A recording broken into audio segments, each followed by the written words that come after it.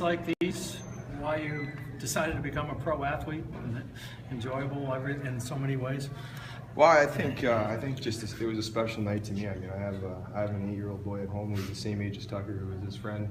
They played at all of our games last couple of years together, and I don't know. I mean, it hits home. I was in tears during the ceremony at the beginning of the game, and you know, it's extra motivation. I mean, you know, he's up there watching. You know, he's with you on the floor, and it just meant a lot to me. It meant a lot to our team, the organization, and I mean, you couldn't ask for a better kid. I mean, he's a stud athlete. He would have been playing with us if he wasn't playing hockey. So it's you know what, it's a sad case, and I mean, I think your hat has to go off to that family, what they've endured, what they've sacrificed, what they've gone through, and kept their heads up and kept their strength and a positive attitude. It's just what people should live for. It's the example everyone should set, and for them to be able to do that with the loss of their child, I mean. And I look at my kids in the eyes, it makes you want to be a better person, you want to be a better player for sure. And you turned all that energy, you and the team collectively, into one of your best performances of the year, which has got to be really satisfying. Yeah, I think so. I mean, we obviously, huge added incentive tonight, you know, playing for a massive cause, a massive family, and you know, we weren't too happy with the first half. I thought we played all right. We kind of let them come back in, didn't take care of our opportunities very well. And you know, we wanted to show everyone what we can do, and it felt great. It felt great as a whole.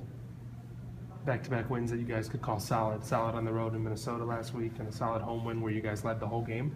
And you can't be upset with that heading down the stretch with the playoffs around the corner now. No, exactly. We got a couple games left. We want to catch a little streak here, carry that momentum into playoff. It's massive. The team that normally gets hot at the end of the year kind of carries that into playoffs and normally does pretty well. So we're coming together, a great group of guys.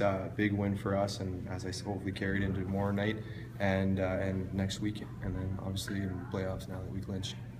Ryan said watching you in this game was like watching Stephen Curry on NBA Jam video game, making everything.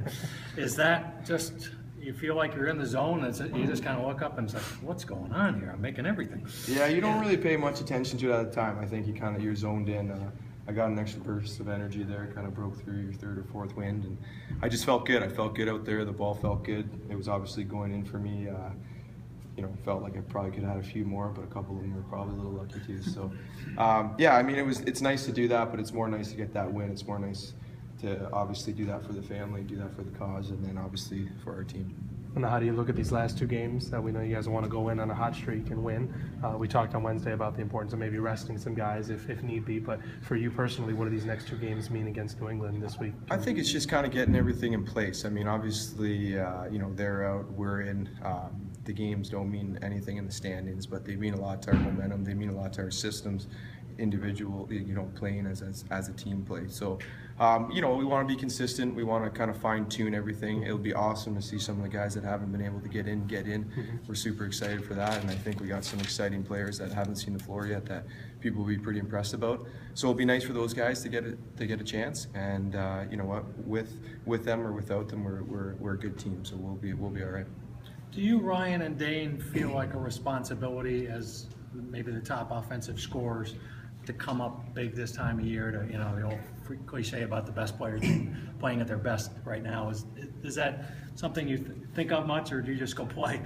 Well, I think you don't want to get caught into it too much. Me personally, you want to kind of stay out of that.